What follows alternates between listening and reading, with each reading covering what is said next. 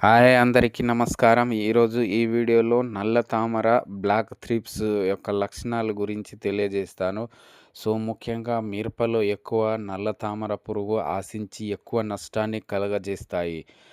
మనం వీటి యొక్క లక్షణాలు గమనించినట్లయితే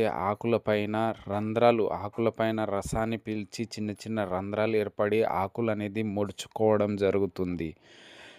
ఈ పురుగులు ఎక్కువ ఆశించి ఎక్కువ నష్టాన్ని కలుగజేస్తాయి. దీనివల్ల ఆకులనేది పూర్తిగా ముడుచుకోవడం జరుగుతుంది.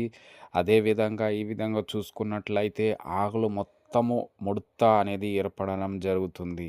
అదేవిధంగా పెరుగుదల ఆగిపోతుంది. పంటల్లో పూత, పిందె మొత్తము రాలిపోవడం జరుగుతుంది.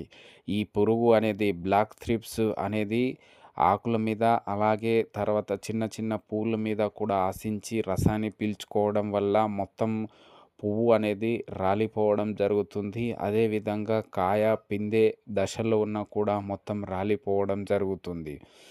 మనం అదేవిధంగా చూసుకున్నట్లయితే కాయల మీద ఆకులపైన రాగి రంగుల మచ్చలు ఏర్పడడం జరుగుతుంది. ఈ పురుగు ఆశించి ఎక్కువ నష్టాన్ని కలుగజేస్తాయి. కావున వీటి లక్షణాలు అంటే ఇనిషియల్ స్టేజ్‌లోనే వీటి లక్షణాలు గుర్తించినట్లయితే వెంటనే వాటి నివారణ చర్యలు చేపట్టాలి.